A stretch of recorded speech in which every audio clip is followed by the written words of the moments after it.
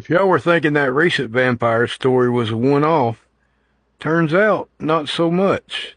Now, tonight's story takes us to Big Stone Gap in Virginia, and this happened in the late 1890s, so long about the time that Bram Stoker's Dracula, the novel, was taking the world by storm, is when this story took place. Now, the first sign of trouble happened early one morning when a local farmer went to check his fields, and he found a couple of his prized livestock, a couple of his cows, had passed away. And it was clear that no normal local predator was the culprit here. Left behind a very strange and disturbing scene. Now, most of them were missing, but there were no signs of any fluids or anything left behind, for one.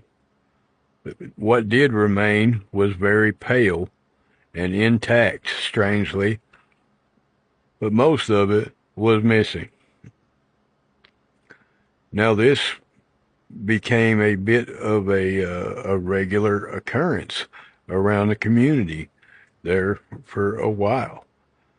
And it wasn't just cows, it was all the local livestock, sheep, goats, if it could be raised in farms, it was coming up missing, and much the same way being discovered.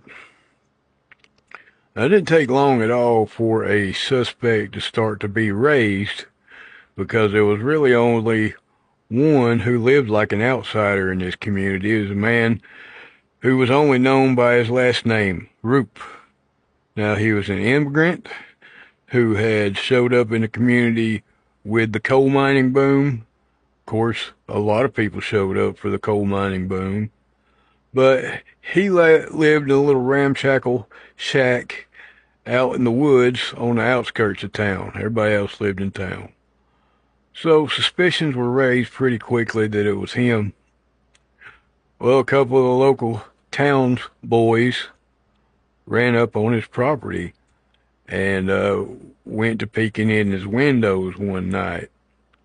And what they saw was pretty disturbing.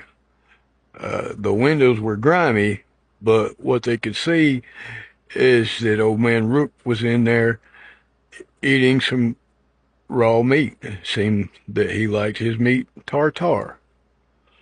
Of course, they went and told anyone in town that would listen to him what they had seen. And everybody was talking that there was something pretty ungodly going on in the town of Big Stone Gap at the time.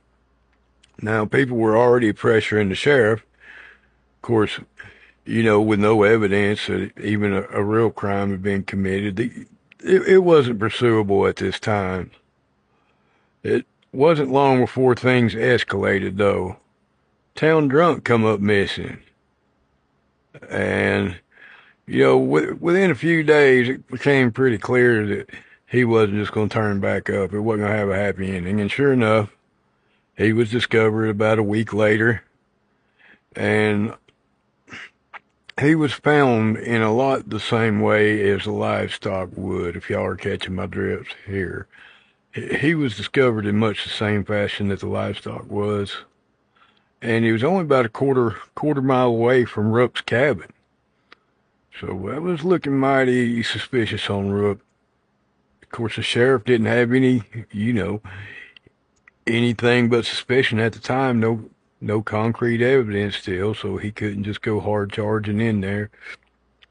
It wasn't much longer before a traveling salesman, though, was passing through town.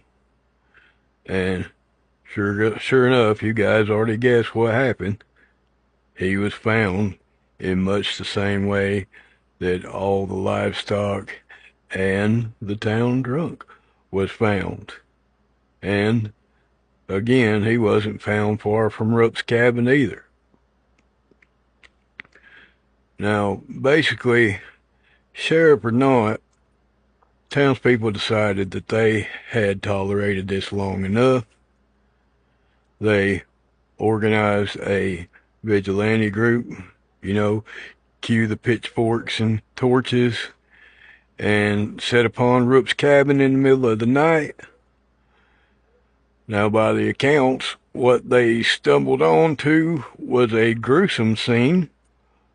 It was compared to a slaughterhouse, and the origins of what they saw inside was not immediately determinable. But Rupp wasn't anywhere to be found.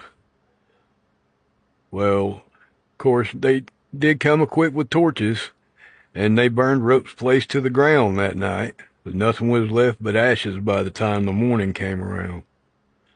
And, sure enough, by dawn, a whole posse had been organized.